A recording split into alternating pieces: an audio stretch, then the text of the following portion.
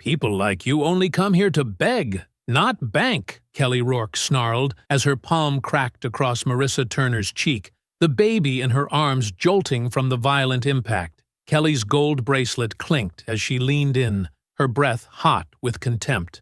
Oh, save it. Black mothers like you always show up with some fake sob story. Try that scam somewhere else.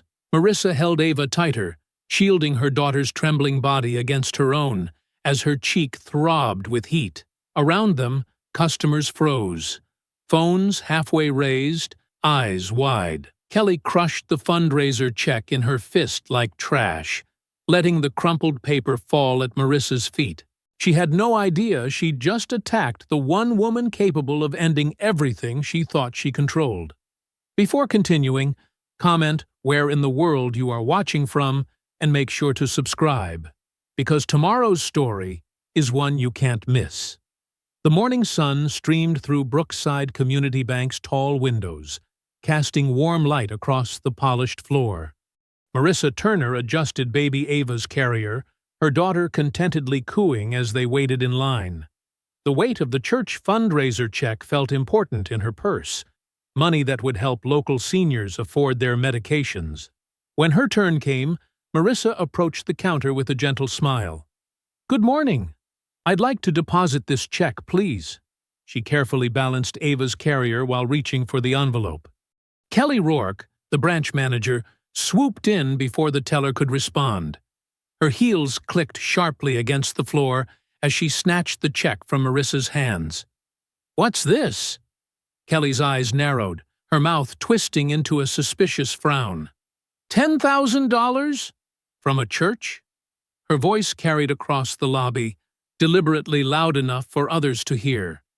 Marissa kept her voice steady, though her heart began to race.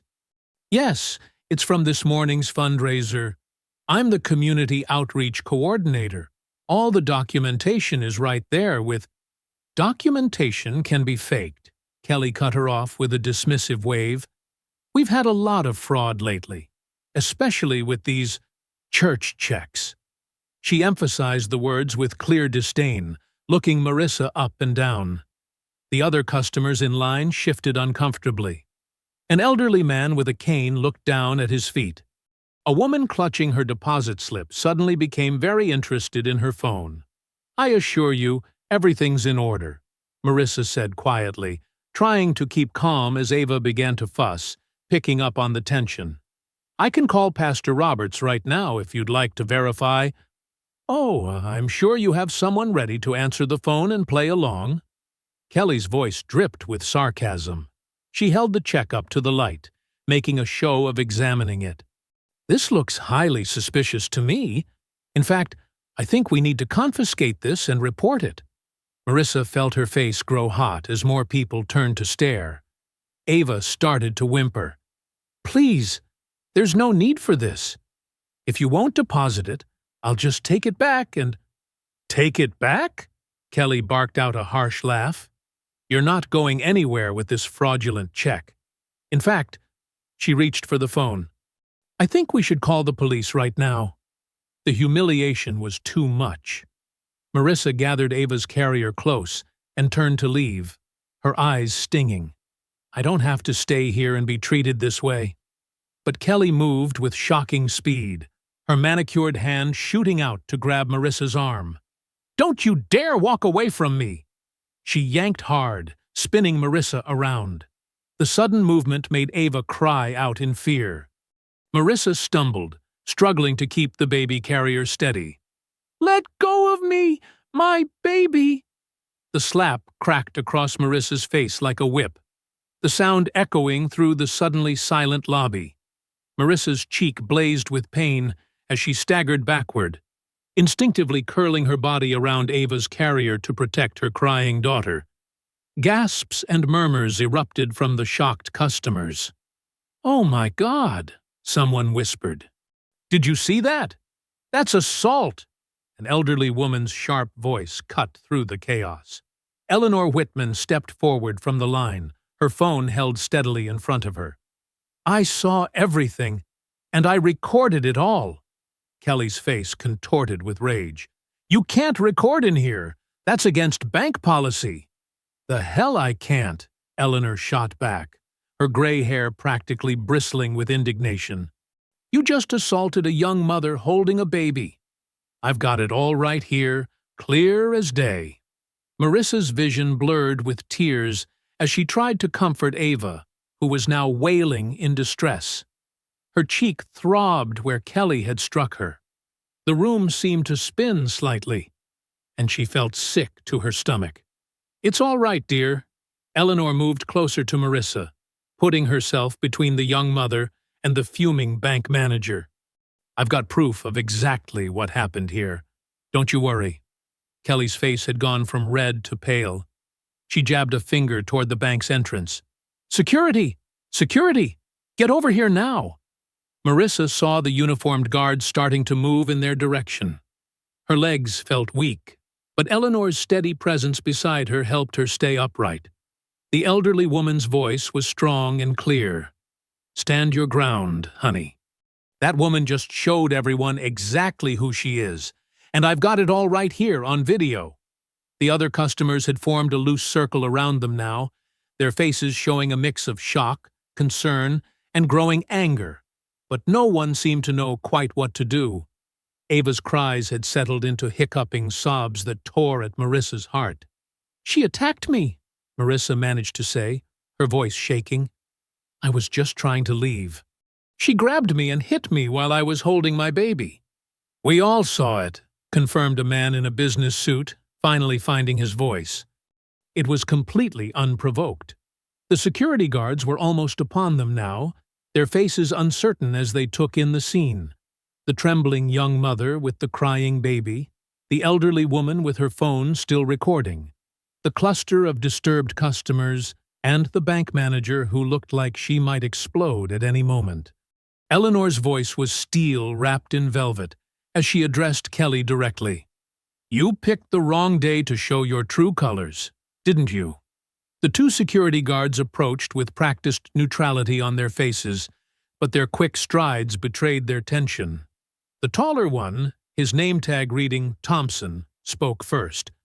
"Ma'am, we need you to come with us." "Come with you?" Eleanor's voice rose sharply. "This young woman was just assaulted while holding her baby.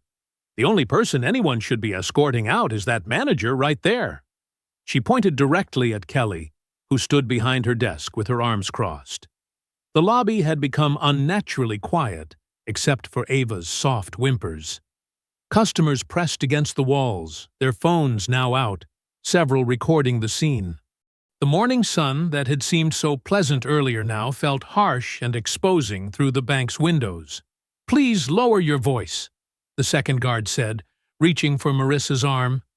"We need to handle this outside." "Don't you dare touch her." Eleanor moved closer to Marissa. "I have video evidence of your manager assaulting this woman.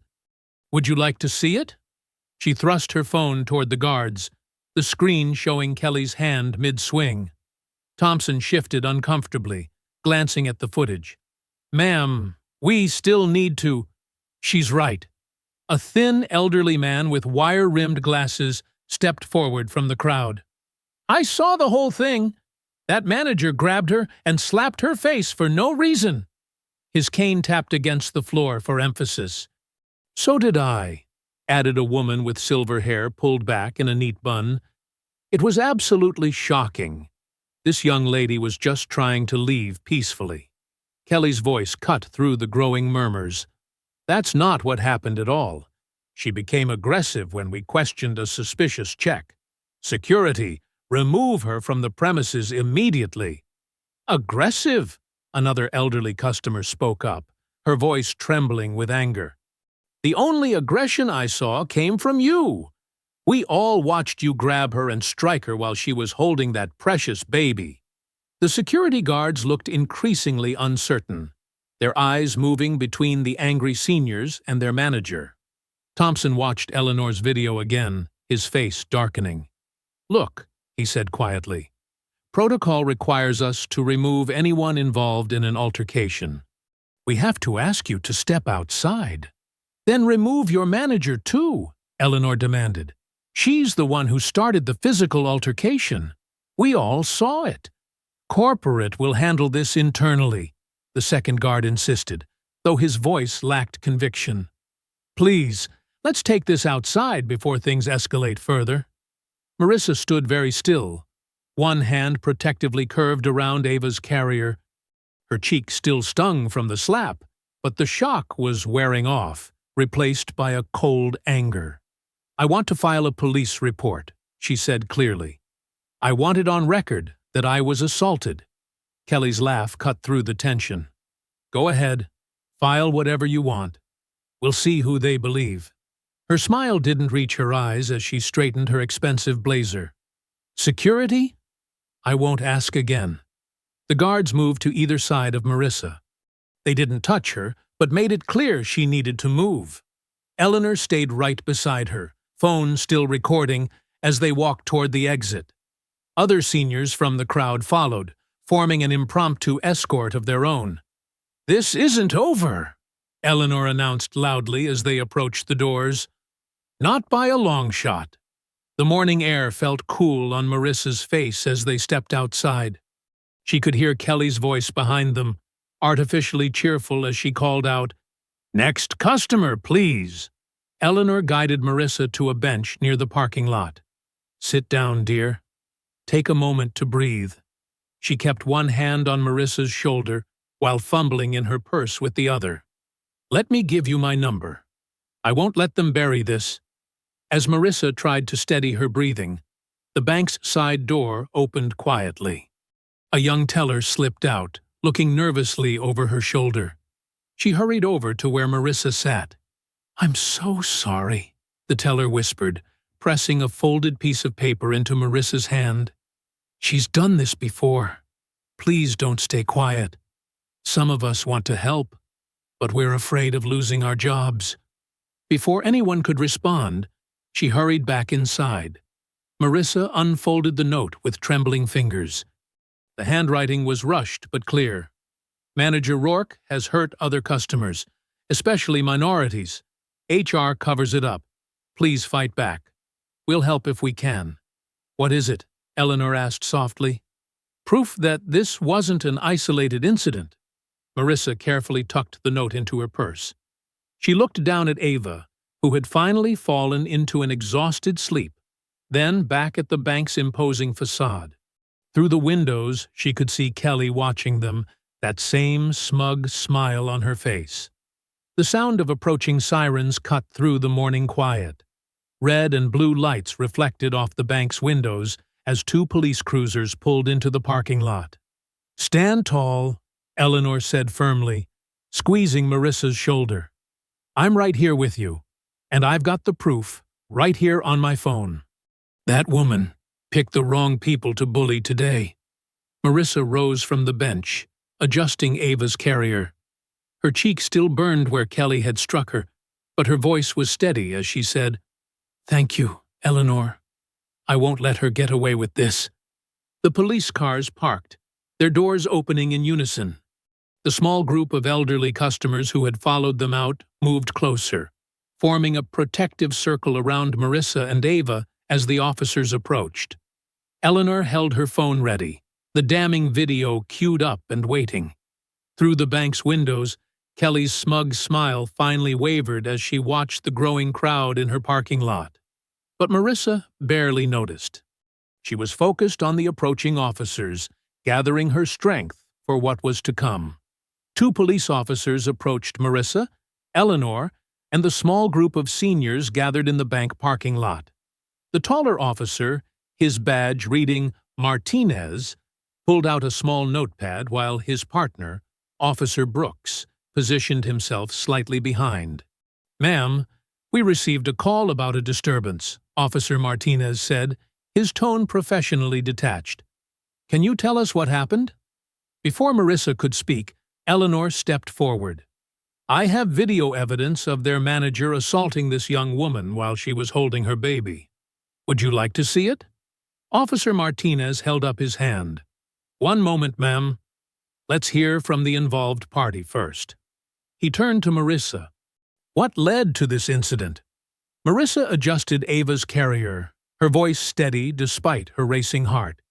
I came to deposit a church fundraiser check. The manager, Kelly Rourke, immediately accused me of suspicious activity. When I tried to leave to avoid confrontation, she grabbed my arm and slapped me across the face, while I was holding my baby. Officer Brooks stepped forward, his expression skeptical. "And what did you do to provoke this reaction?" The elderly man with wire-rimmed glasses sputtered in disbelief. "Provoke? She didn't do anything. We all saw it." "Sir, please," Officer Martinez said. "We need to establish the full situation." He turned back to Marissa. "Did you raise your voice? Make any threatening movements?" Marissa felt her throat tighten. "No. I was trying to leave quietly. I had my baby with me. Why would I start anything? Sometimes people get frustrated when dealing with financial matters," Officer Brooks said. His tone suggested he'd already made up his mind. "The bank has procedures they need to follow." Eleanor thrust her phone forward. "Watch the video. Right now. This young woman did absolutely nothing wrong." The officers viewed the footage, their expressions unchanged. Officer Martinez made a few notes while Officer Brooks walked toward the bank's entrance, where corporate security stood guard. "The bank's security team has informed us they'll be handling this internally," Officer Martinez said, closing his notepad. "They're temporarily closing the branch to review the situation." "Internal review?" Eleanor's voice rose sharply. "That manager committed assault. We all witnessed it." "Ma'am, please lower your voice," Officer Brooks called from the entrance. "The bank has protocols for customer complaints." Marissa felt dizzy, the morning sun suddenly too bright. "I want to file a police report," she insisted. "This was assault, not a customer complaint." Officer Martinez sighed. "You can file a report at the station if you wish, but given that this occurred on private property and involves an internal bank matter, they have the right to address it through their corporate channels first." The elderly woman with the silver bun spoke up. "We're all witnesses. There are at least 6 of us who saw everything. And we appreciate your cooperation," Officer Martinez said diplomatically. "But right now, we need everyone to clear the area. The bank is closing for the day." Marissa's phone buzzed in her purse. Her supervisor's name flashed on the screen. She'd completely forgotten about work. "I need to take this," she said quietly, stepping away from the group. Her hands trembled as she answered. "Marissa? Where are you? The community center meeting started 15 minutes ago." "I'm so sorry," she began, her voice cracking. "There was an incident at the bank. She trailed off, embarrassment and shock making it hard to explain. Eleanor gently took the phone from her shaking hand. "Hello? This is Eleanor Whitman. I'm with Marissa at Brookside Bank. She's been involved in a serious incident and needs to take the day off. I can provide documentation if needed." She listened for a moment. "Yes, thank you for understanding. She'll be in touch later." Marissa swayed slightly on her feet. The adrenaline that had kept her going was wearing off, leaving her exhausted and shaken. "You're in no condition to drive," Eleanor declared, taking Marissa's arm. "Where do you live? I'm taking you home." "But your video," Marissa protested weakly. "We need to make copies." "Already done," Eleanor assured her. "I sent it to my email and my niece the moment it happened." "Now, where's your car?" The small group of seniors insisted on staying until Marissa was safely in Eleanor's car. They exchanged numbers, promising to be available as witnesses if needed. Officer Martinez watched from a distance, still making notes, while Officer Brooks spoke with the corporate security team. Eleanor drove carefully, keeping one eye on Marissa, who sat slumped in the passenger seat. Ava had fallen into a deep sleep, undisturbed by the morning's chaos. "Turn left here," Marissa directed softly as they approached her apartment complex. "Building C." "You need to rest," Eleanor said firmly. "But first thing tomorrow, we're filing that police report. The bank wants this to disappear, but we won't let them." Marissa nodded, too drained to argue. As Eleanor pulled into a parking space, her phone chimed with a text message. The number was unknown, but the message was clear. Please send video evidence from this morning's incident for our internal review. Brookside Bank Corporate Security.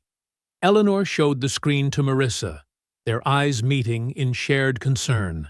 The bank was already moving to control the narrative, and they both knew this was just the beginning. Marissa sank into her worn beige couch, the events of the morning still spinning through her mind. Eleanor sat beside her, both women staring at the text message that kept lighting up the phone screen. More messages from the bank had followed the first one, each more insistent than the last. "Don't delete those," Eleanor said firmly. "We're keeping every bit of evidence they throw at us." Marissa adjusted Ava in her arms, the baby still peaceful despite everything. "I can't believe they're acting like I did something wrong. I was just trying to deposit a check for the senior meal program." "Of course you were." Eleanor patted her hand. "I've been going to that branch for 15 years. I've seen how Kelly treats people she thinks she can push around." Another text buzzed through. "This is Thomas Wilson from Brookside Bank Corporate Office. Please respond regarding this morning's incident. Immediate cooperation will ensure swift resolution." "Swift resolution," Eleanor scoffed. "More like swift cover-up." Marissa shifted Ava to one arm and pulled out her phone. "I need to check something." She opened her banking app, entered her password, and froze. "No, they can't do this." Eleanor leaned closer. "What's wrong?" "My accounts are frozen." Marissa's voice shook as she read the red text across her screen. "All accounts temporarily suspended pending investigation of suspicious activity." "They what?" Eleanor's face flushed with anger. "That's retaliation, plain and simple." Marissa's hands trembled as she dialed customer service. After 3 rounds of automated menus, a representative finally answered. "Thank you for calling Brookside Bank. This is Kevin. How may I assist you?" "My accounts are frozen," Marissa said, fighting to keep her voice steady. "I need them unlocked immediately. I have bills due, and I need to buy formula for my baby. One moment while I look up your information." A long pause followed. "I see your accounts have been flagged for suspicious activity. I'm afraid I can't override that status." "Suspicious activity? I was assaulted by your branch manager this morning. There were witnesses." "Ma'am, I see here that you're under investigation for attempting to deposit a fraudulent check and becoming confrontational with staff. I cannot discuss this further or make any changes to your account status." "That's a lie!" Marissa's voice cracked. "Your manager slapped me while I was holding my baby. It's all on video." "I understand you're upset, but I must ask you to remain calm. Any threatening language will be noted in your file." Eleanor grabbed the phone. "Now you listen here, young man. I recorded your manager assaulting this woman. We have multiple witnesses. If you continue this harassment..." "Ma'am, I'm ending this call due to hostile behavior. Please direct all further communication through our legal department." The line went dead. Eleanor looked ready to throw the phone across the room. "They're trying to paint me as the aggressor," Marissa whispered, tears finally spilling over. "They're turning everything around." "Not for long," Eleanor declared. She dug through her purse and pulled out her own phone. "My niece Danielle is exactly who we need right now. She's a civil rights attorney, and she lives for cases like this." "An attorney?" Marissa shook her head. "I can't afford—" "Stop right there." Eleanor held up her hand. "Danielle will take this case the moment she sees that video. Trust me." Another text lit up Marissa's phone. "Failure to cooperate with our investigation may result in further account restrictions and possible legal action." "They're threatening me," Marissa said softly, clutching Ava closer. The baby stirred, making small, fussy sounds that mirrored her mother's distress. "They're trying to scare you into backing down," Eleanor corrected. Standard bullying tactics. Here, let me call Danielle right now. What if they're right? Marissa's voice was barely audible. What if no one believes me? I'm a single black mother going up against a huge bank. Eleanor turned to face her fully. Listen to me, Marissa Turner. I spent 40 years teaching children to stand up to bullies. I watched that woman assault you in front of a dozen witnesses. She did it because she thought she could get away with it, just like she's probably done before. But this time, she picked the wrong target. Ava began to cry in earnest now, picking up on the tension in the room. Marissa stood, gently bouncing her daughter while pacing the small living room. The evening sun cast long shadows through the vertical blinds, marking the end of what felt like the longest day of her life. I'm going to step outside and call Danielle, Eleanor said, gathering her purse. You focus on taking care of that beautiful baby. We're not in this alone anymore. Marissa nodded, unable to speak past the lump in her throat. She watched Eleanor head to the small balcony, phone already pressed to her ear. Through the glass door, she could see the older woman gesturing animatedly as she spoke. The room grew darker as the sun continued its descent. Marissa switched on a small lamp, its warm glow doing little to dispel the heaviness in her heart. Ava's cries had subsided to hiccuping whimpers. It's okay, baby girl, Marissa whispered, though tears rolled down her own cheeks. Mama's got you. We're going to be okay. She wasn't sure if she was trying to convince Ava or herself. From the balcony, Eleanor's voice rose and fell in passionate waves as she explained the situation to her niece. Marissa caught fragments of the conversation.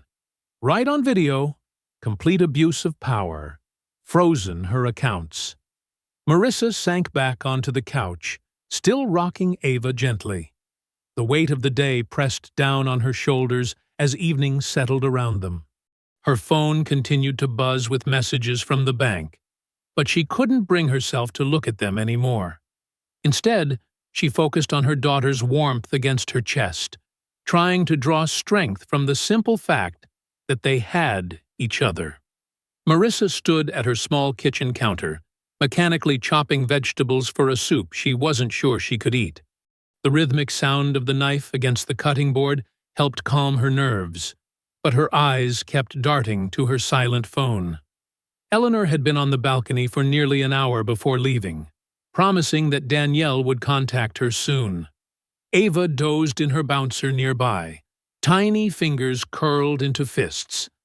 The sight of her peaceful face made Marissa's eyes well up again.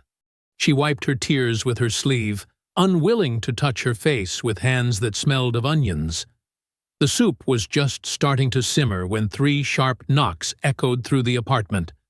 Marissa froze, knife hovering over a half-cut carrot. She wasn't expecting anyone, and after today's events, every unexpected sound made her heart race.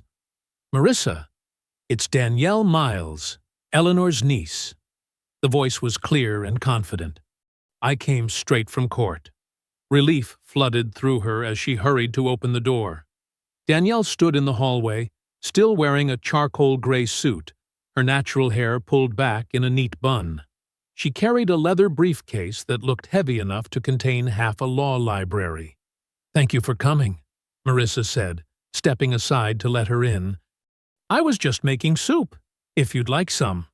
No time for soup, Danielle replied, though her tone was kind. We need to document everything while it's fresh. But please, don't let me stop you from eating. You've had a hell of a day. Danielle settled at Marissa's small dining table, efficiently unpacking her briefcase. First, show me Eleanor's video. Marissa pulled up the message Eleanor had sent. The footage was crystal clear. Kelly's rage-twisted face, the sharp crack of the slap, Marissa stumbling backward while protecting Ava. Watching it made her face sting all over again. Perfect quality, Danielle muttered, already taking notes. Clear assault, clear view of your defensive posture, multiple witnesses visible in frame. She looked up. "Where's the note from the teller?" Marissa retrieved it from her purse. The paper was slightly crumpled, but the words were still clearly legible. "She's done this before. Please don't stay quiet." "Excellent," Danielle said. "This suggests a pattern of behavior. Now, show me the account freeze." While Marissa pulled up her banking app, Ava began to fuss. She scooped up her daughter, balancing her while trying to show Danielle the screen. "Here, let me," Danielle offered, taking the phone. Her expression darkened as she read the messages from the bank. They're building a counter-narrative. This is straight from their legal playbook. Freeze assets, apply pressure, paint the victim as the aggressor. "But why?" Marissa asked, bouncing Ava gently. "Everyone saw what happened."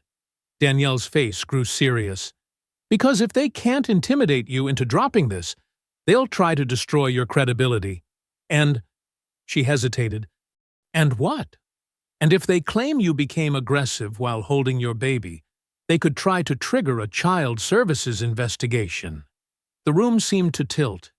Marissa clutched Ava tighter. "They wouldn't. They absolutely would. I've seen it before." Danielle's voice was steel.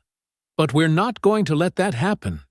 We're going to document everything tonight and start filing formal complaints first thing tomorrow morning." She pulled out a legal pad. "Walk me through everything. From the moment you walked into that bank. Every detail matters."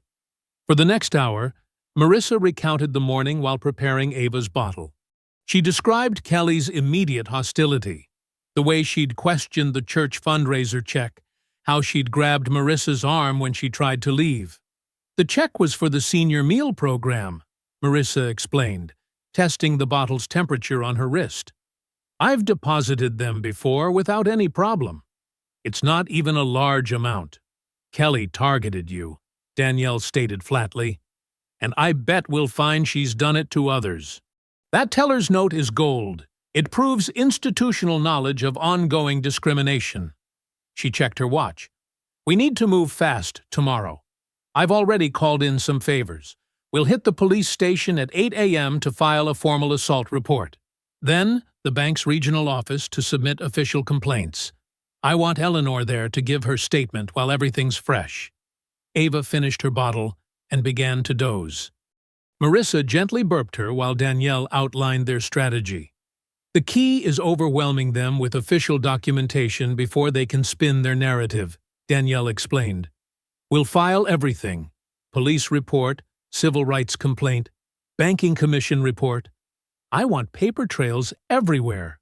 She began packing up her briefcase. "Try to get some rest tonight. Tomorrow's going to be intense, but I've got your back." "And Marissa?" She paused at the door. "You're doing the right thing. Don't let them make you doubt yourself." After Danielle left, Marissa turned off the forgotten soup and carried Ava to the nursery. The small room was peaceful, decorated with paper butterflies Marissa had made herself. She lowered her sleeping daughter into the crib, tucking her favorite blanket around her. "I promise you," she whispered, stroking Ava's cheek, "Mama's going to fight. No one gets to treat us like this. No one." She set her alarm for 6 a.m., early enough to get them both ready for tomorrow's battles. As she got ready for bed, her phone buzzed with one last text from Eleanor. "We've got your back. Justice is coming." Marissa placed her phone on the nightstand, making sure the volume was up. She could hear Ava's soft breathing through the baby monitor, the gentle sound a reminder of everything at stake. Tomorrow would bring its own challenges, but for now, she needed to rest. The fight would begin at sunrise. The morning sun had barely cleared the horizon when Marissa strapped Ava into her car seat. Eleanor pulled up in her silver sedan right at 7:30 a.m., with Danielle already in the passenger seat surrounded by legal files. "Did you get any sleep?" Eleanor asked, as Marissa settled into the back seat beside Ava. "A little," Marissa replied, though the dark circles under her eyes told a different story. Every time she'd drifted off, she'd seen Kelly's face twisted with rage, felt the sting of the slap. The police station was a squat brick building with windows tinted against the morning glare. Inside, the fluorescent lights made everyone look sickly. A desk sergeant directed them to Officer Matthews, a heavy-set man whose expression suggested they were already wasting his time. "So, you want to file an assault report," Matthews said flatly, not looking up from his computer. His fingers moved sluggishly across the keyboard. "About a bank manager. A bank manager who physically attacked my client while she was holding her infant daughter," Danielle corrected, her tone professional but sharp. "We have video evidence." Matthews sighed as if deeply inconvenienced. Eleanor pulled up the video on her phone and held it out. The officer gave it a cursory glance, his eyes barely focused on the screen. "Looks like there might have been some mutual escalation there," he drawled, already reaching for a standard complaint form. "Excuse me?" Danielle's voice could have frozen lava. The video clearly shows an unprovoked assault on a customer holding a baby. Would you like to explain what part of that suggests mutual escalation? Matthews shrugged, filling out the form with the bare minimum of detail. These situations are rarely black and white. Maybe there was a misunderstanding. "Stop right there." Danielle stood up, her 5'6" frame somehow towering over his desk. "I want your supervisor. Now." "Ma'am, that's not necessary. It's Attorney Miles, not ma'am. And yes, it absolutely is necessary. Supervisor, please." 10 minutes later, Lieutenant Sarah Rodriguez sat reviewing the video, her expression growing darker with each viewing. "This is clearly assault," she said, glaring at Matthews. "And the report needs to reflect that. I'll handle this personally." The proper report took another hour, with Rodriguez asking detailed questions and documenting every aspect of the incident. Matthews slouched in the corner, radiating resentment. By the time they left, the morning had heated up considerably. The bank's regional headquarters occupied the top floors of a glass office tower downtown. The security guard at the desk called upstairs, making them wait nearly 30 minutes before a corporate representative would see them. Marcus Phillips wore an expensive suit and a practiced smile that never reached his eyes. His office was all chrome and leather, with a view of the city that probably cost more than Marissa's annual salary. "While we take all customer complaints seriously," Phillips began, folding his manicured hands on his desk, "we prefer to handle these matters internally." "A customer was physically assaulted by one of your managers," Danielle replied. "That's not an internal matter." Phillips's smile tightened.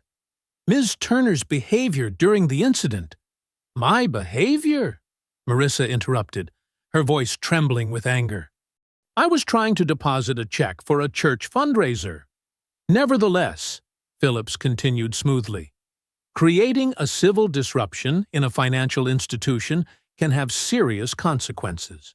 We wouldn't want this situation to escalate further." Eleanor's face flushed red. "Are you threatening her?" "Not at all." Phillips spread his hands, simply outlining potential scenarios. "Perhaps we could discuss this privately, Ms. Turner? Without your advocates present?" "Absolutely not," Danielle snapped. "Any communication goes through me. And if you're suggesting my client could face charges for being assaulted in your bank, I'd love to hear you explain that to a jury." They left Phillips's office with nothing but corporate doublespeak and veiled threats. In the lobby, a young woman in a bank employee uniform caught up with them. "Wait," she called softly, glancing nervously over her shoulder. "I used to work at that branch, under Kelly." They gathered around her as she spoke quickly, barely above a whisper. There were so many complaints about her.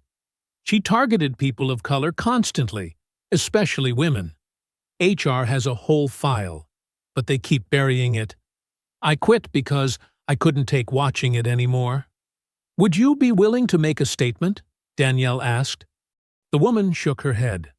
"I signed an NDA when I left. But—" she hesitated, then pressed a piece of paper into Marissa's hand. That's the name of someone in HR who felt the same way I did. She might help. Before they could ask more questions, the woman hurried away, disappearing into the lunch crowd streaming past the building. The afternoon sun beat down as they emerged from the tower's shadow. Marissa felt drained, like she'd been running for hours. Ava fussed in her carrier, picking up on her mother's stress. Eleanor looked ready to march back inside and give Phillips a piece of her mind. Danielle checked her phone, frowning at an incoming message. "They're already trying to bury this," she muttered. "The bank's legal department is moving fast." "But so are we." They stood on the sidewalk, exhausted and infuriated, determined to keep pushing. Marissa's apartment felt like a war room by late afternoon.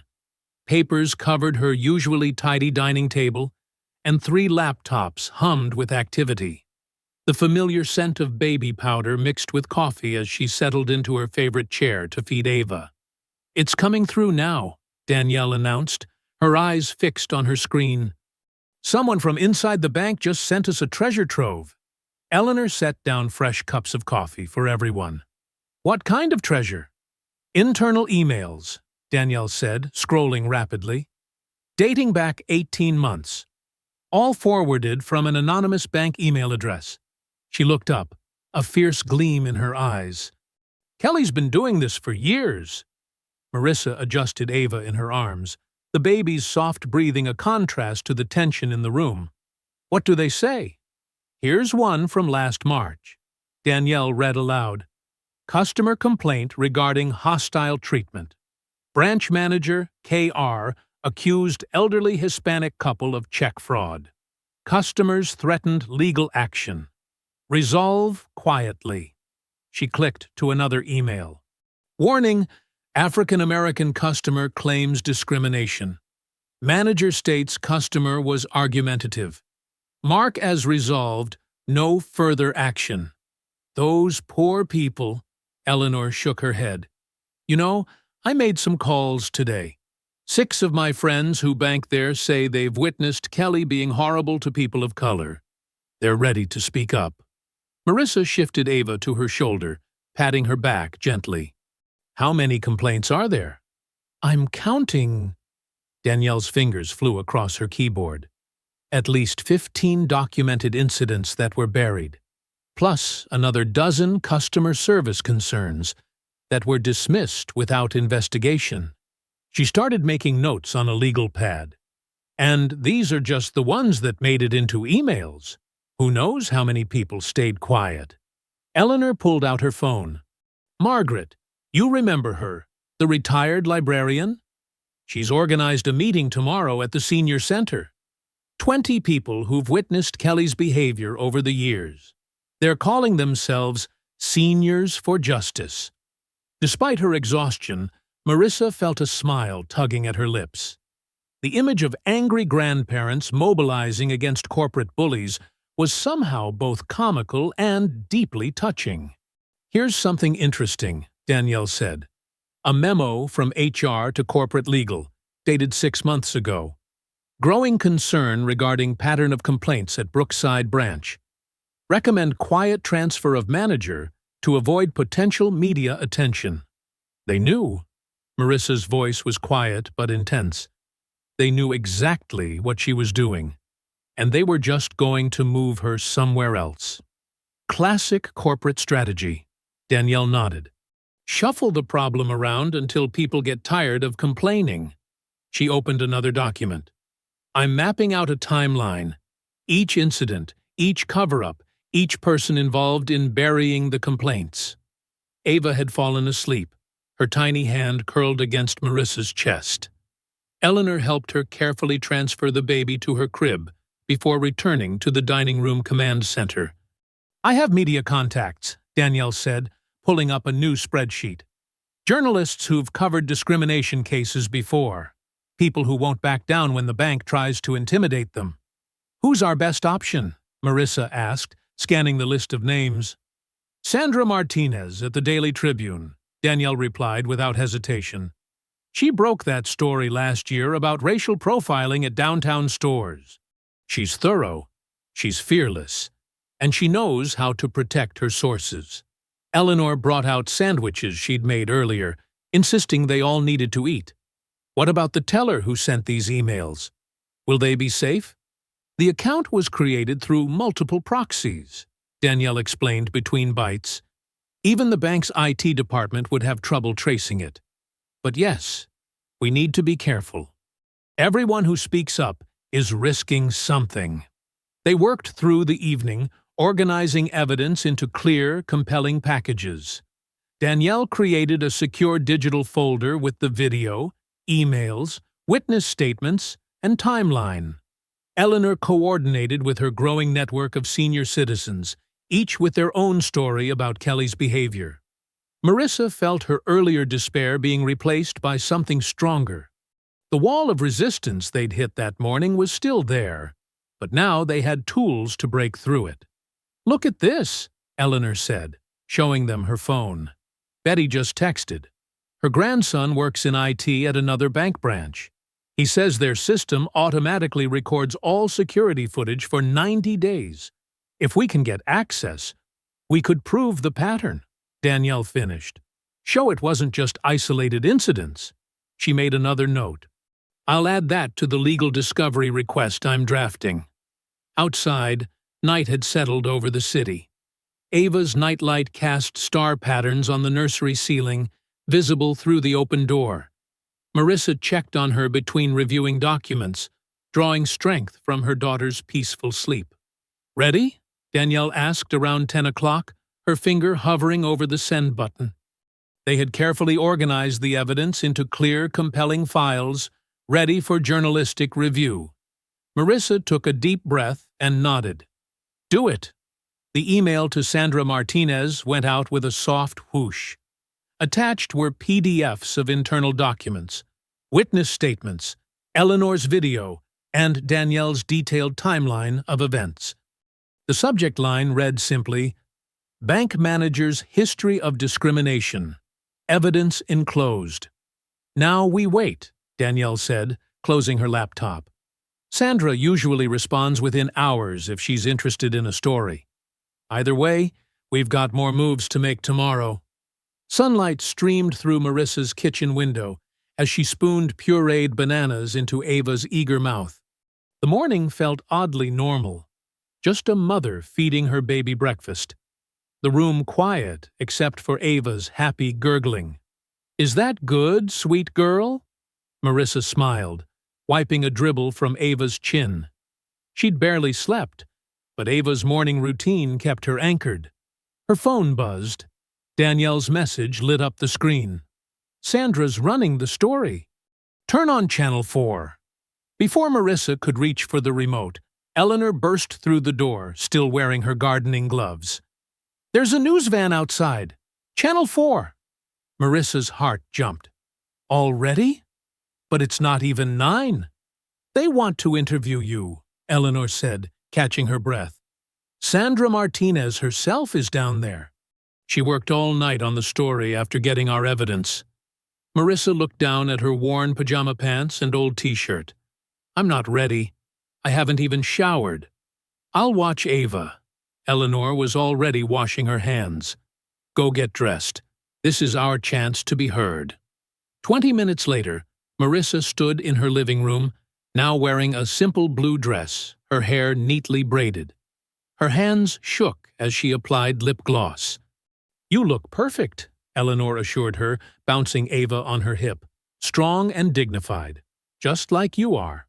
Sandra Martinez turned out to be a sharp-eyed woman in her 40s, with a no-nonsense manner that somehow put Marissa at ease. "We'll do the interview right here," she said, gesturing to Marissa's couch. "More personal that way. More real." As the camera crew set up, Sandra reviewed her notes. "We've verified the internal emails. 3 former employees confirmed the pattern of discrimination. But your video, that's what makes this impossible to ignore." Eleanor handed over a USB drive containing her original recording. "It's all there, every horrible second." The interview itself passed in a blur. Marissa focused on staying calm, speaking clearly, just as Danielle had coached her. She described the fundraiser check, Kelly's immediate hostility, the shocking moment of the slap. "And you were holding your baby the entire time?" Sandra asked. "Yes," Marissa's voice grew stronger. "My 6-month-old daughter. She was right there in my arms when the manager assaulted me." By 11:30, the crew was packing up. "We're rushing this to air," Sandra told her. "It'll be our top story at noon. Are you ready for what comes next?" Marissa nodded, though her stomach churned. The noon broadcast hit like a thunderclap. Marissa, Eleanor, and Danielle watched together as Sandra's report unfolded on screen. The segment opened with Eleanor's video, that shocking moment when Kelly's hand struck Marissa's face, the baby carrier visible in frame. "A disturbing incident at Brookside Community Bank," Sandra's voice intoned. "But evidence suggests this was not an isolated event." The story laid out everything: the pattern of discrimination, the buried complaints, the corporate cover-ups. Former employees spoke in shadow, their voices altered but their messages clear.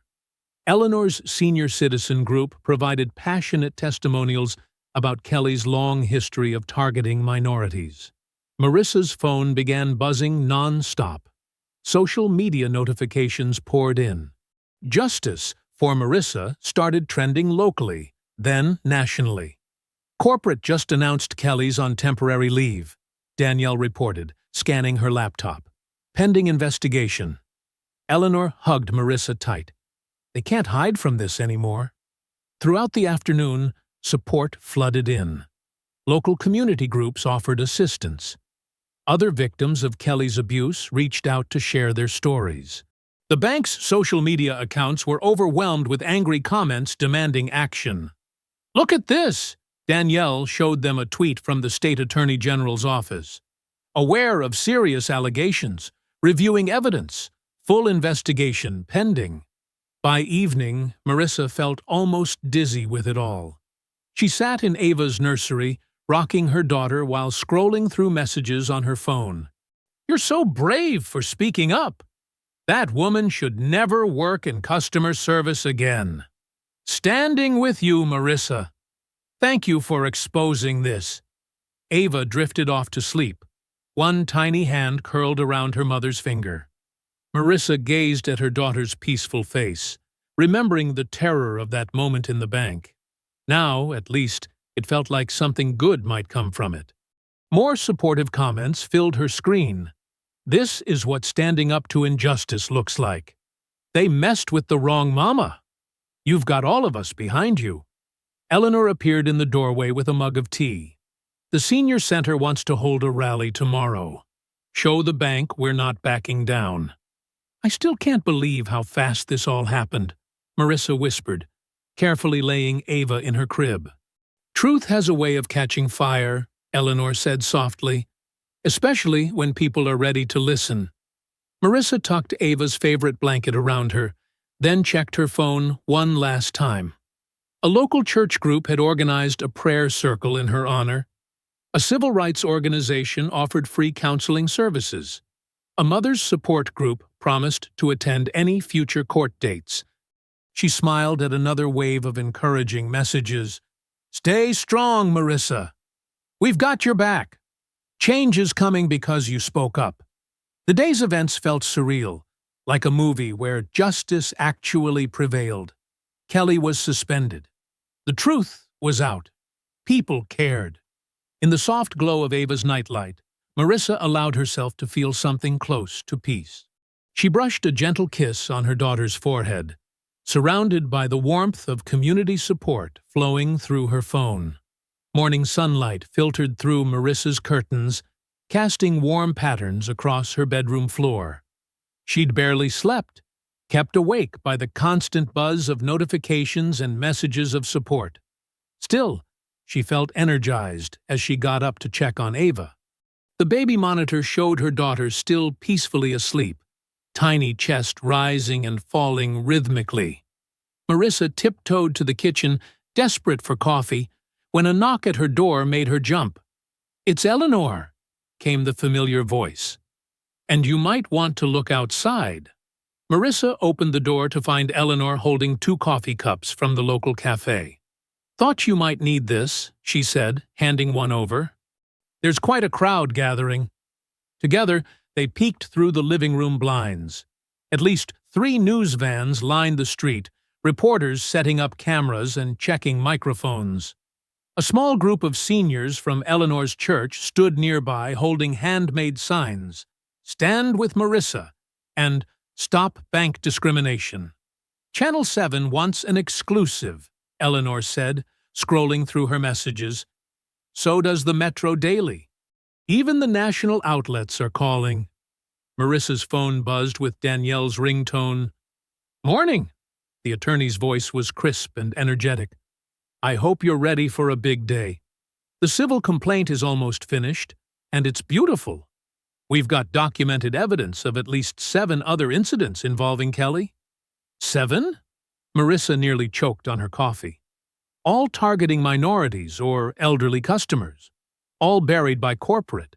The young teller who slipped you that note? She's been documenting everything for months. Smart girl. Kept copies of every email, every internal memo." A text from Eleanor's community center popped up. They wanted to organize a support rally. The local NRLA-CP chapter reached out offering resources. Even the mayor's office sent a carefully worded statement condemning all forms of discrimination in our business community. "Don't answer any press questions without me present," Danielle advised. "But you might want to at least wave to your supporters. They're out there because they believe in you." Marissa changed into a simple blue dress and quickly braided her hair. Just as she finished, Ava stirred in her crib, perfect timing for her morning feeding. "I'll handle the door," Eleanor offered, as another knock echoed through the apartment.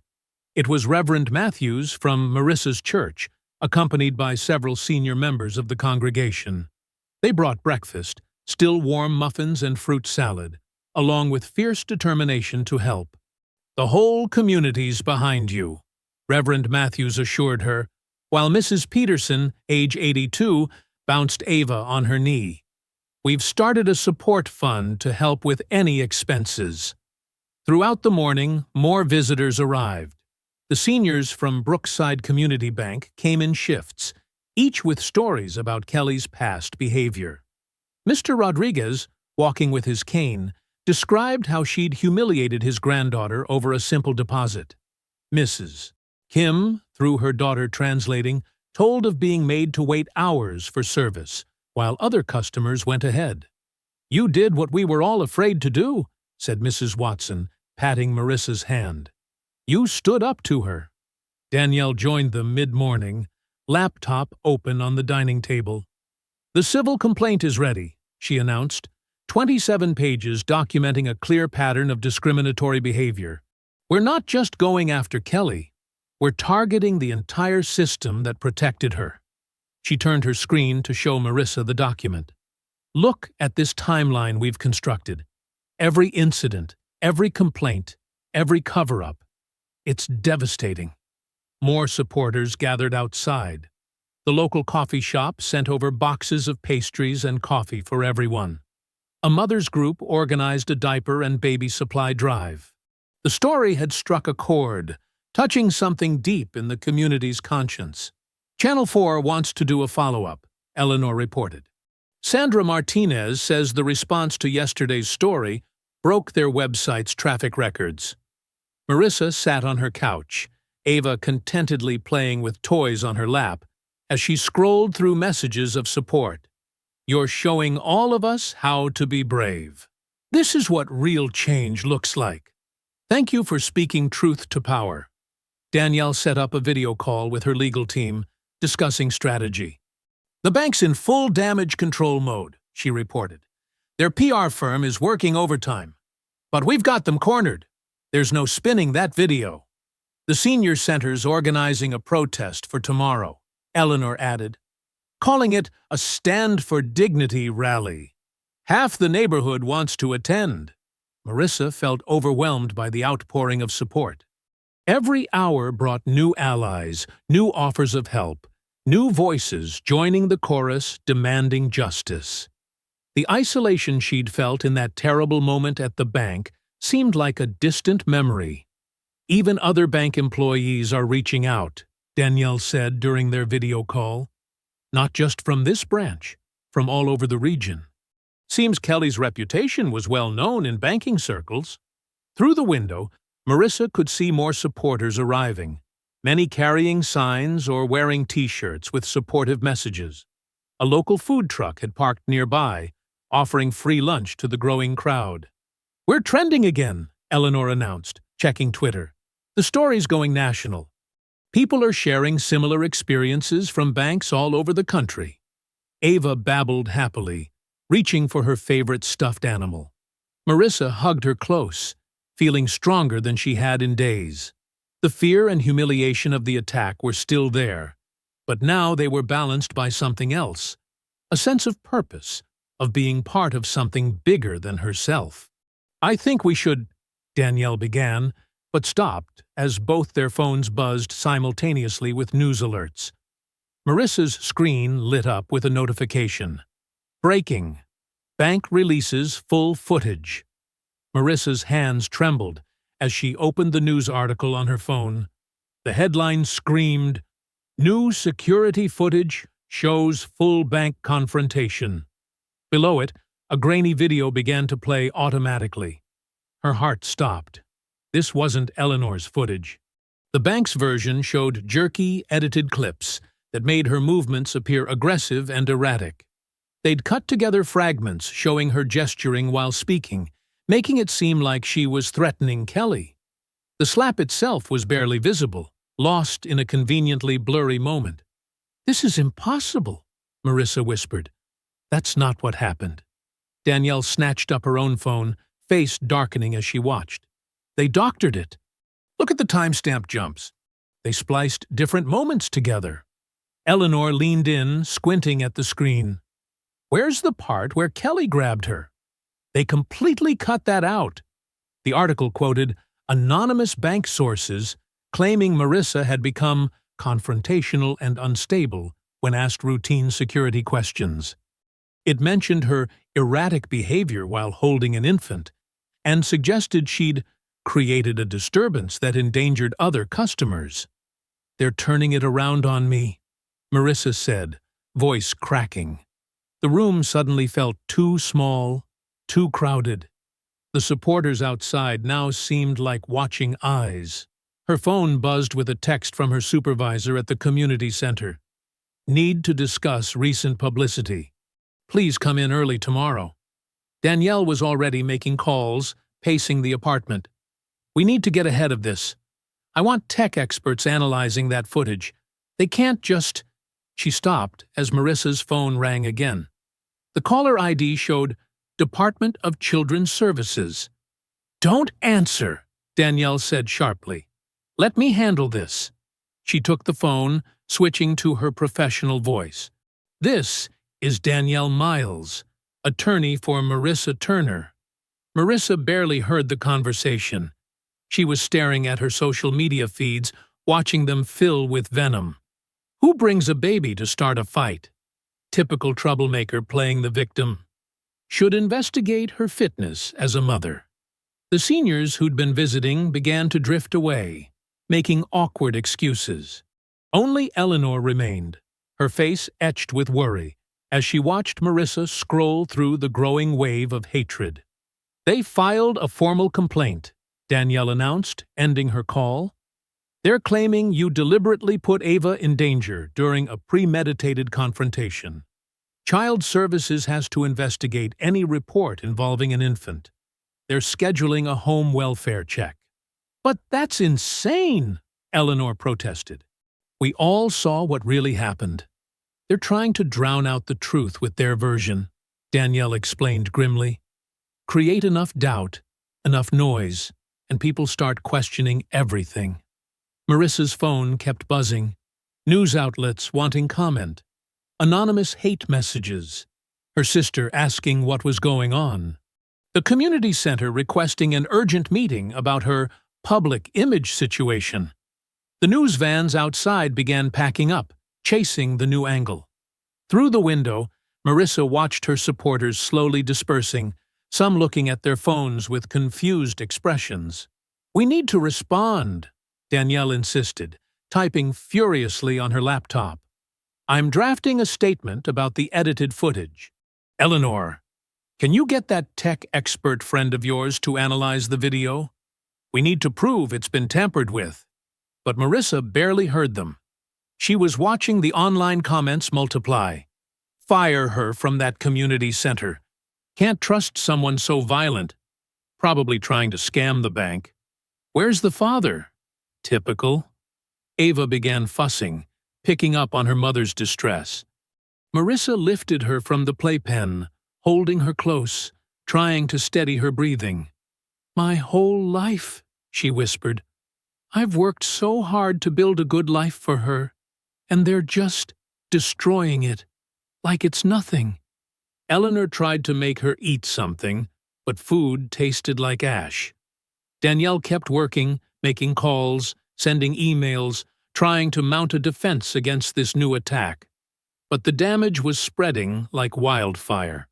Text from her supervisor. "Board members expressing concerns. Need to discuss your position." Email from the church committee.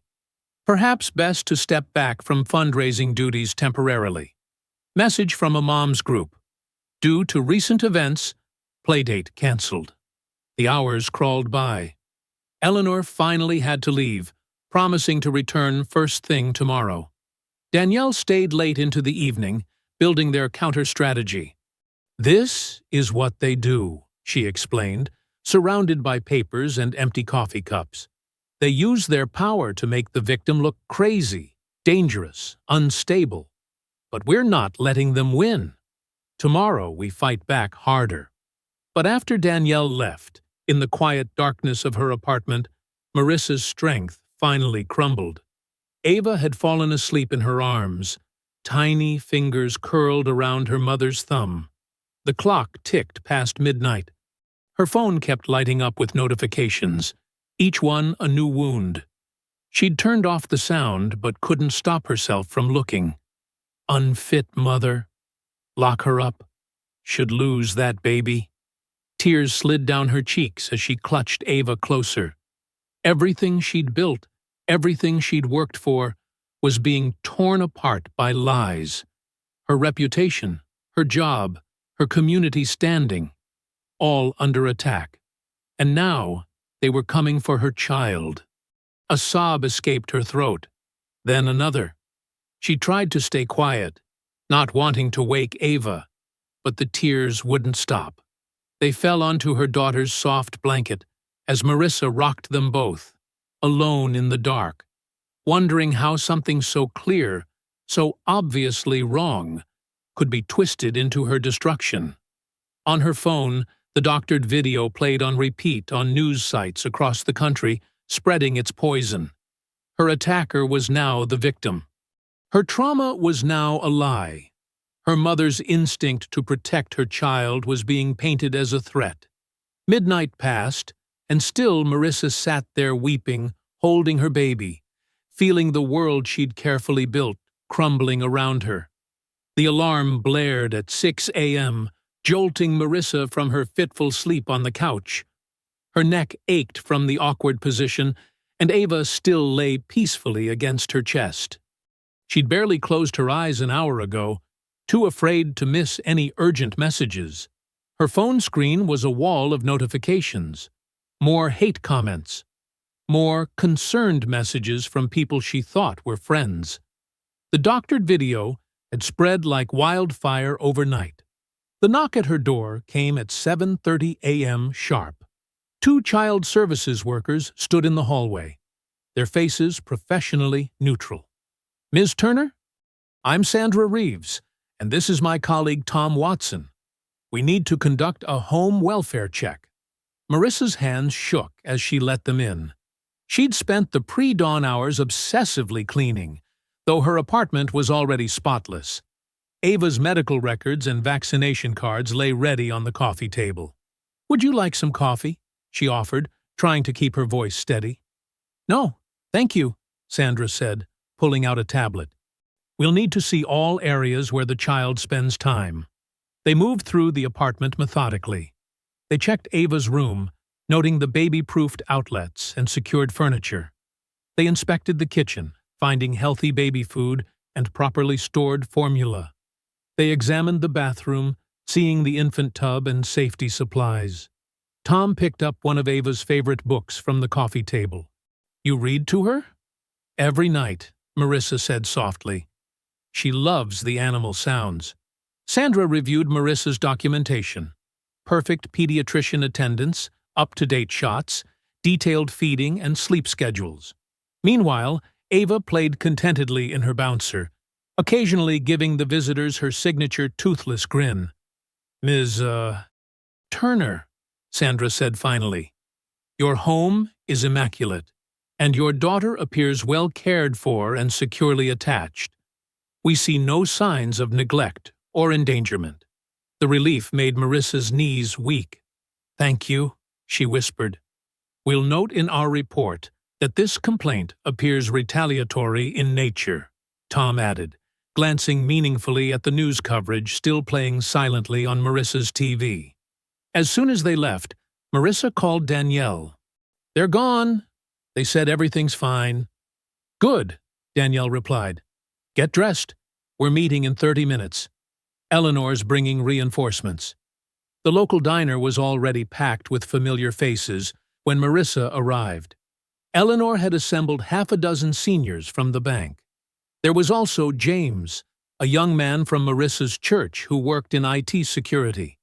"I've been analyzing the footage they released," James said, opening his laptop. "There are major problems with it."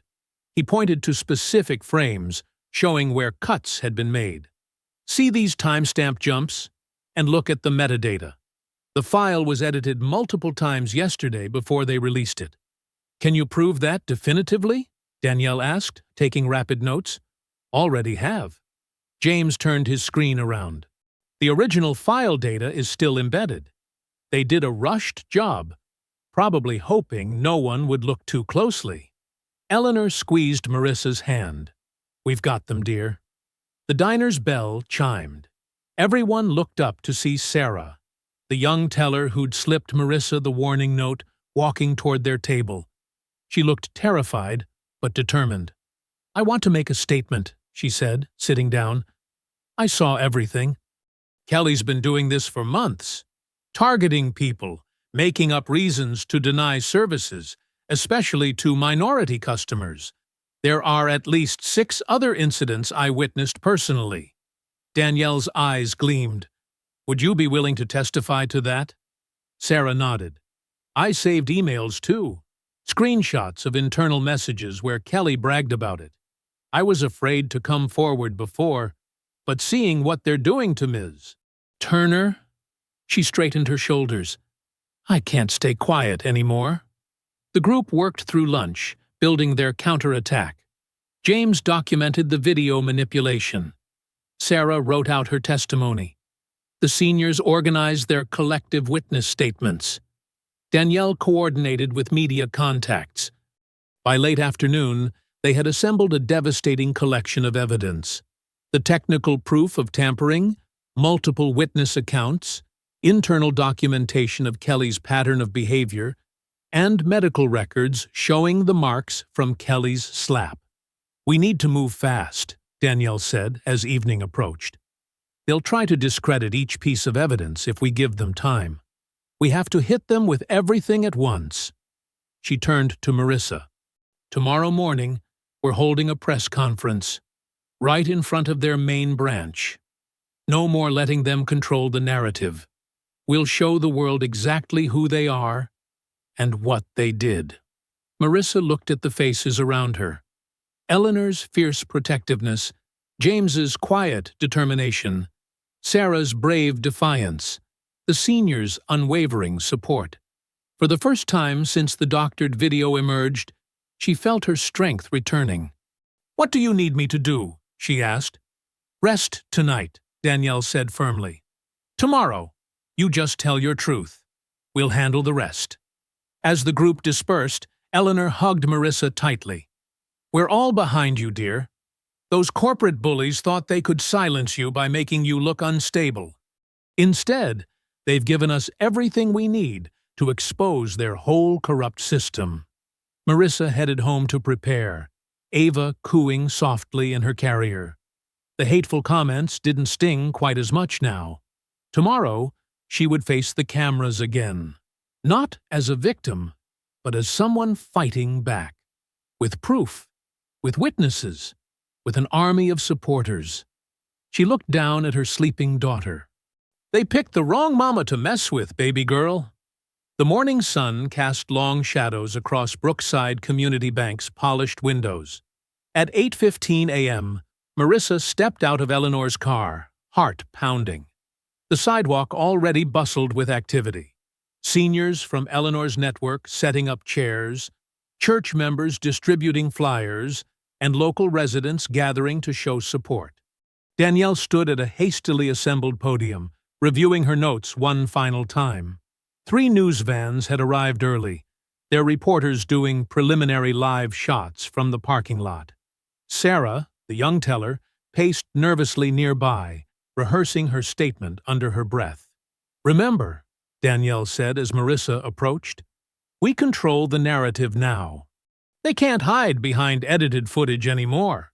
James, the IT expert, had set up a projector screen showing side-by-side comparisons of the real video and the bank's manipulated version. The technical details were simplified into clear, color-coded diagrams that even the most tech-unsavvy viewer could understand. "The packets are ready," Eleanor announced, wheeling over a cart stacked with manila envelopes. Each contained printed screenshots of the metadata analysis, Sarah's documented incidents of abuse, witness statements, and medical photos of the bruising on Marissa's arm where Kelly had grabbed her. More supporters arrived steadily. The elderly customers who'd witnessed the assault, members from Marissa's church, parents from Ava's daycare, even a few small business owners who'd experienced Kelly's discrimination firsthand. They formed a protective semicircle around the podium. "Look," Sarah whispered, pointing toward the bank's entrance. Through the glass doors, they could see employees huddled in worried discussion. A security guard spoke urgently into his radio. At 8:45 a.m., Danielle approached the microphone. Camera lights flicked on, phones raised to record. "Good morning. We're here today to address the deliberate manipulation of evidence by Brookside Community Bank regarding an assault on Marissa Turner and her infant daughter." The crowd fell silent as Danielle methodically laid out the timeline. She pointed to the projector screen where James had highlighted the obvious video edits. The bank released doctored footage attempting to paint Ms. Turner as the aggressor. Their deception goes far beyond a single incident. Sarah stepped forward, hands trembling but voice clear. "I witnessed manager Kelly Rourke's pattern of discriminatory behavior firsthand. She specifically targeted minority customers, elderly clients, and anyone she thought wouldn't fight back. She detailed 6 specific incidents, dates, and names. Inside the bank, more executives appeared. They spoke frantically into phones, glancing anxiously at the growing crowd outside. Eleanor took the microphone next. "I recorded the original assault. The metadata proves this footage hasn't been altered." James played the video on the large screen, highlighting the clear timestamp data. The brutal moment of the slap drew gasps from those who hadn't seen it before. More news vans arrived. Reporters scribbled furiously in notepads. The crowd had swelled to over 100 people, spilling into the parking lot. Many held signs, "Justice for Marissa" and "Stop banking on racism." James explained the technical evidence in simple terms. "Look at these frame jumps," he said, pointing to specific timestamps. The bank deleted key seconds of footage showing Kelly's aggression. But they left digital fingerprints, like trying to tear pages from a book, but leaving the chapter numbers behind. Danielle distributed the evidence packets to journalists. "Everything is documented. The pattern of abuse, the corporate cover-up, the deliberate manipulation of evidence, and most disturbing, their attempt to weaponize child services against a loving mother. More bank employees pressed against the windows now. A corporate security car pulled up, but the officers stayed back, clearly unsure how to handle the peaceful but growing crowd. "We demand accountability," Danielle continued. "Not just for Marissa, but for every customer who's been bullied, discriminated against, or silenced by this institution." Marissa watched as reporters flipped through the packets, their expressions shifting from professional neutrality to obvious shock at the weight of evidence. Several immediately began calling their stations for extended live coverage. "Ms. Turner," one reporter called out, "do you have a statement?" Marissa stepped to the podium, Ava secure in her carrier. The crowd hushed. "I came to this bank as a customer, making a legitimate deposit for a church fundraiser. I was assaulted while holding my baby. When I sought justice, they tried to destroy my reputation and threaten my custody of my child. That tells you everything about who they are, and why we're standing here today." Her quiet dignity made the statement even more powerful. Cameras flashed. More reporters arrived, squeezing through the crowd. "We have multiple requests for comment from bank executives," Danielle announced. "We'll wait right here until they're ready to address these allegations." She gestured to the chairs Eleanor had arranged. "We brought seating. We brought water. We brought proof. We can stay all day." The morning sun climbed higher, glinting off the bank's windows. Behind the glass, more suits appeared, huddled in intense discussion. Phones rang visibly in offices. The crowd continued to grow as word spread on social media. Sarah stood tall beside Marissa, no longer trembling. Eleanor passed out water bottles to supporters. James kept the damning evidence displayed clearly on the screen. The air crackled with anticipation. "Look!" someone shouted, pointing to a black luxury car speeding into the parking lot. "Corporate executives!" Danielle smiled grimly. "Right on schedule." She turned to Marissa. "Ready for round two?" Marissa adjusted Ava's carrier, squared her shoulders, and nodded. The crowd parted to let her stand front and center, facing the bank's entrance. The executives would have to walk right past her to reach their door. The news cameras swung toward the approaching corporate team. The moment of confrontation was seconds away. The glass doors swung open.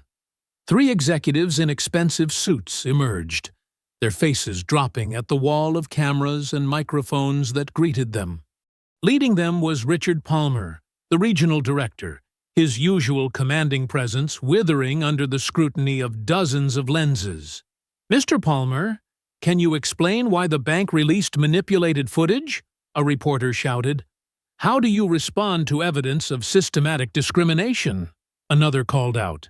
Palmer raised his hands, attempting to project calm authority. "We take all allegations seriously." "Then explain this," Danielle interrupted, striding forward with an evidence packet. She thrust a page of timestamps in front of him. "Your version has exactly 37 seconds missing. Convenient seconds that show your manager assaulting a mother holding her baby." The crowd pressed closer. James wheeled the projector screen forward, the side-by-side comparison playing in an endless loop. Palmer's eyes darted between the real footage and his doctored version. "We'll need time to review," he stammered. "You've had time," Eleanor called out. "You used it to fake evidence and threaten a child's mother." The other executives whispered urgently to Palmer. Sweat beaded on his forehead despite the morning chill. Cameras clicked rapidly, capturing his growing discomfort. "Ms. Turner deserves immediate answers," Danielle pressed. "Why did corporate security escort her out while protecting her attacker? Why did you freeze her accounts? Why did you file false reports with child services?" Before Palmer could respond, police cruisers pulled into the parking lot. But these weren't regular patrol cars. They bore the state attorney general's seal. Investigators in suits emerged, carrying briefcases. Mr. Palmer, the lead investigator announced, flashing his badge. I'm Agent Matthews. We've received compelling evidence of evidence tampering and institutional discrimination. We'll need access to your records immediately. Palmer's face went ash-gray. The other executives stepped back, already distancing themselves. The crowd murmured excitedly as more government vehicles arrived. The records room is this way. Sarah stepped forward. I can show you exactly where to look. Inside the bank, visible through the windows, employees stopped pretending to work. They gathered at their desks, watching the scene unfold. Some looked relieved, others worried. Kelly Rourke, Agent Matthews called out. Where is she? In her office, Sarah pointed. Second floor, corner office with the blinds closed. Two investigators headed inside. The crowd held its breath. Minutes crawled by. Then movement at the entrance caught everyone's attention. Kelly emerged, escorted by the investigators. Her face was twisted with rage and disbelief. Gone was the smugness she'd shown when having Marissa removed. Now she was the one being led out. Ms. Rourke? Palmer stepped forward, his voice carrying clearly in the sudden quiet. In light of verified evidence of assault and subsequent attempts to falsify records, your employment is terminated, effective immediately. Kelly's head snapped toward him. You approved everything! You told me to remove her, Palmer cut in quickly. But the damage was done. Reporters scribbled frantically. The investigators guided Kelly toward a waiting government vehicle. She struggled briefly, shouting, You can't do this! I was following protocol. The protocol includes assaulting mothers with babies? Eleanor called out. The crowd jeered. Agent Matthews turned to Palmer. Based on that outburst and the evidence we've reviewed, we're suspending all senior management pending our investigation. He nodded to his team. Secure the building. No one enters or exits without our approval. All records are now under state protection. Palmer and the other executives were led to separate vehicles for questioning. Employees began emerging from the bank, some carrying boxes of documents directly to the investigators. Through it all, Marissa stood silently, Ava peaceful in her carrier. She watched Kelly being driven away, the woman's furious face visible through the window. The fear that had gripped Marissa since the assault began to loosen its hold. Sarah approached her, tears in her eyes. I'm so sorry I didn't speak up sooner. You did when it mattered most, Marissa assured her. Danielle joined them, watching the investigators stream in and out of the bank. They'll find everything now. Every complaint Kelly buried, every case of discrimination, every falsified report. Eleanor patted Marissa's shoulder. How do you feel, dear? Marissa took a deep breath, looking at the spot where Kelly had stood just moments ago. Like, I can finally exhale. The crowd began to disperse as the immediate drama subsided. The investigation would take time, but the most visible act of justice, Kelly's removal, had happened in full public view. Reporters gathered around Danielle as she explained next steps. The Attorney General's office would conduct a thorough audit. All frozen accounts would be reinstated. A formal apology would be issued. But Marissa barely heard the details. She focused on Ava's peaceful breathing, on the morning sun warming her face, on the simple fact that her truth had finally been seen and acknowledged. The fear wasn't completely gone. But watching Kelly being driven away in disgrace, seeing Palmer and his executives reduced to stammering defense, feeling the support of the crowd, it all helped thaw the cold dread that had gripped her since that horrible moment at the counter. Eleanor brought her a chair. Sit, dear. You've been standing strong for days now. Marissa sank down gratefully, adjusting Ava in her carrier. Around her, the scene continued to unfold. Investigators carrying out boxes, reporters doing live updates, supporters hugging and celebrating. But she remained quiet, processing the moment when justice finally arrived, delivered by the very system that had tried to silence her.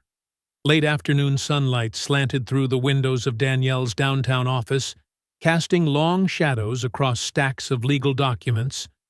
Marissa sat in a comfortable leather chair, Ava dozing peacefully in her carrier beside her. Across the polished desk, Danielle reviewed papers from the bank's legal team, her expression thoughtful. "They're not holding anything back," Danielle said, spreading the settlement offer across her desk. "Full compensation for emotional damages, public apology across all major networks, immediate restoration of your accounts with interest, and, this is crucial, mandatory reforms in their discrimination policies." Marissa leaned forward, studying the numbers on the first page. Her eyes widened. That's a lot of zeros. "They know they have no choice," Danielle explained, tapping her pen against the desk. "The Attorney General's investigation already uncovered 15 similar incidents that Kelly buried. Your case broke it open. But this goes deeper than one racist manager. They're desperate to settle before more victims come forward." Eleanor, who'd insisted on being present, huffed from her seat by the window. "They should be desperate, treating people like criminals just for trying to deposit honest money. In your day, it was worse," Danielle reminded her aunt gently. "But today, we have video evidence, whistleblowers, and social media. They can't hide anymore." Marissa touched the papers hesitantly. "What happens to the other victims? The ones before me?" "The settlement includes a clause requiring the bank to establish a victim compensation fund," Danielle pointed out, flipping to page 6. "And mandatory bias training for all employees, plus quarterly audits by an independent civil rights committee for the next 5 years. A knock at the door interrupted them. Danielle's assistant entered with a tablet displaying a breaking news alert. The city just released their statement. They gathered around the screen, reading the official announcement. The mayor's office formally cleared Marissa of any wrongdoing, condemned the bank's actions, and promised a full review of financial discrimination practices citywide. "Ms. Turner demonstrated remarkable courage in standing up to institutional abuse," Danielle read aloud. "Her case has exposed systematic discrimination that will no longer be tolerated in our community." Well, looks like the political winds are shifting too. Marissa sat back, overwhelmed. Just days ago, she'd been terrified of losing everything: her reputation, her accounts, maybe even Ava. Now the whole power structure was bending toward justice. It felt surreal. "There's more," Danielle's assistant added. "The Community Financial Justice Board wants to meet with Ms. Turner. They're looking for new advisory members." "The Advocacy Board?" Eleanor perked up. "Marissa, that's perfect for you. All your experience with community outreach." "Let her breathe," Danielle cautioned, noting Marissa's expression. "It's been an intense few days. Take time to process everything before making new commitments." Marissa nodded gratefully, reaching over to adjust Ava's blanket. The baby stirred but didn't wake. Tiny fingers curled around the edge of her carrier. "The settlement offer is solid," Danielle continued, returning to business. "I've reviewed every clause. No hidden tricks, no gag orders, no admission of guilt required from you. They're even covering all legal fees." She looked at Marissa directly. "I recommend accepting." Marissa took a deep breath, looking around the room. At Eleanor, who'd stood up for her that first terrible moment. At Danielle, who'd fought tirelessly to expose the truth. At Ava, peaceful and unaware of how close they'd come to disaster. "Yes," she said finally. "Let's end this part." Danielle pulled out her signature pen. "I'll notify their team. We can sign everything tomorrow morning. They've agreed to release a public apology by noon." "Will Kelly face criminal charges?" Eleanor asked. "The Attorney General's office is still investigating," Danielle explained. "But with the evidence of assault, plus the attempted cover-up, she's definitely facing consequences beyond losing her job." A text message lit up Marissa's phone. Another supporter checking in. She'd received hundreds of messages since the morning's events at the bank. People sharing similar stories, offering encouragement, thanking her for speaking up. The Community Financial Justice Board is a good opportunity, Danielle said carefully, but only when you're ready. Your voice could help prevent this from happening to others. Marissa smiled tiredly. I know, and I want to help. Just maybe after a few days of normal life with my daughter. Of course, dear. Eleanor stood, gathering her purse. Let's get you both home. You need rest after all this excitement. They said their goodbyes to Danielle, who promised to call with updates. In the parking lot, Eleanor insisted on driving them home one last time. The late afternoon sun painted the city gold as they wound through familiar streets. Marissa's apartment felt different somehow when they arrived. Lighter, as if a heavy shadow had lifted. Eleanor helped her bring in Ava's diaper bag and hugged them both before leaving.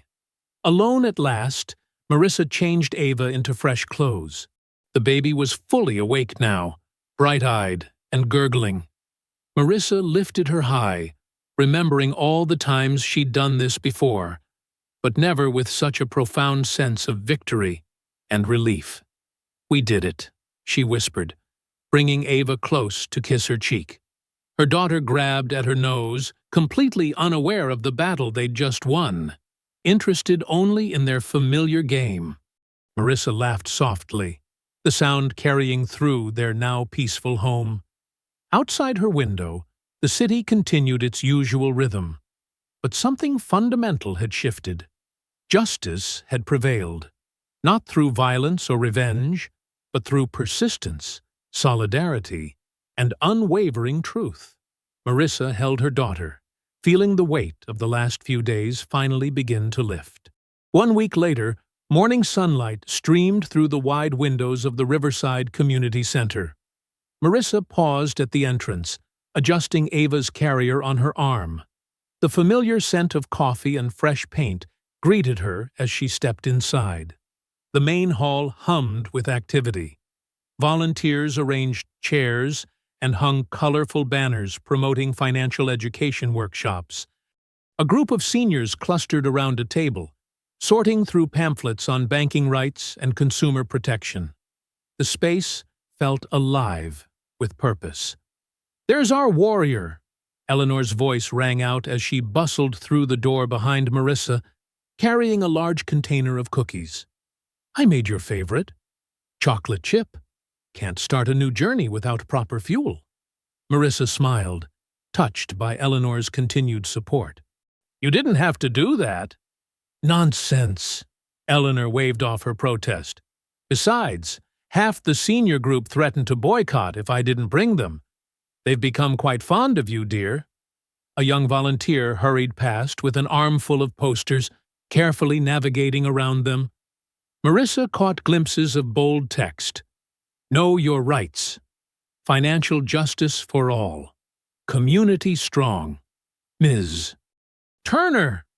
Sarah Chen, the center's program coordinator, approached with a warm smile. "We're so excited to have you join the advisory board. Your experience will be invaluable." Ava chose that moment to let out a happy squeal, drawing smiles from nearby volunteers. Sarah cooed at the baby. "And welcome to our youngest supporter. The child care room is all set up whenever you need it." Marissa followed Sarah through the bustling space, taking in the transformation. Just last month, this had been a simple community center. Now it was becoming a hub for financial advocacy and education. They passed a table where two elderly gentlemen were discussing an upcoming senior fraud prevention workshop. One of them, Mr. Rodriguez, had been at the bank that day. He gave Marissa a respectful nod. "Remember when we thought we were just going to teach basic budgeting?" Sarah gestured to the expanded program schedule on the wall. "Now look, we've got legal aid clinics, discrimination reporting workshops, banking rights seminars. All because people finally started speaking up," Eleanor added, setting her cookies on a refreshment table. One voice became many. A group of volunteers was setting up a new computer station, part of the Technology Access Program funded by Marissa's settlement. The bank's mandatory reforms had sparked a wider conversation about financial inclusion. The senior advisory group meets at 10, Sarah explained, leading them toward the conference room. They're especially eager to work with you on the transportation assistance program. Getting to bank branches has been a huge issue for many of them. Marissa adjusted Ava's position as they walked. I was thinking about expanding the shuttle service to include courthouse visits too, for people filing complaints or attending hearings. Excellent idea, Sarah brightened. We could coordinate with the legal aid office. They passed the newly renovated child care room, where soft music played and colorful educational toys lined child-height shelves. Through the window, Marissa saw 2 qualified caregivers preparing for the day. The center had prioritized child care access, understanding that parents needed support to participate fully. Eleanor touched Marissa's arm gently. Look who else is here. The young tech-savvy church volunteer who had helped expose the doctored footage was setting up audio-visual equipment for today's meetings. He gave them a shy wave before returning to his cables. He's been invaluable, Sarah said. Started a digital literacy program for seniors. They love him. More people filtered into the center as the morning progressed. Marissa recognized faces from the bank protest, community leaders who had supported her, and new allies who had joined their cause. The movement had grown beyond one incident into something sustainable. A retired banker now volunteered 3 days a week, teaching people how to spot discriminatory practices and assert their rights.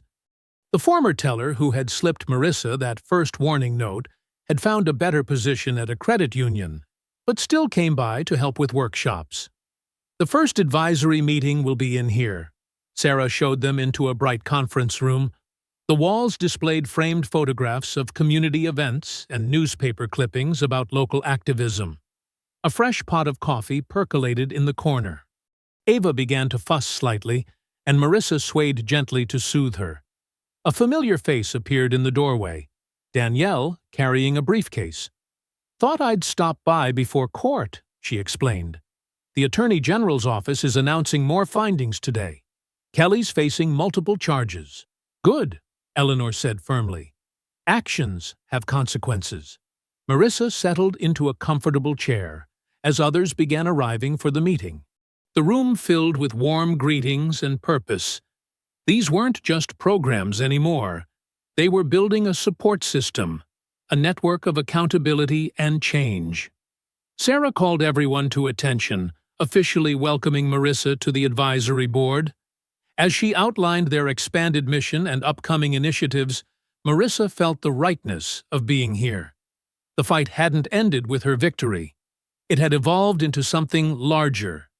A gentle tap on her shoulder made her turn. Eleanor pointed to the wall behind them, where maintenance staff were hanging a new sign. The fresh lettering caught the morning light.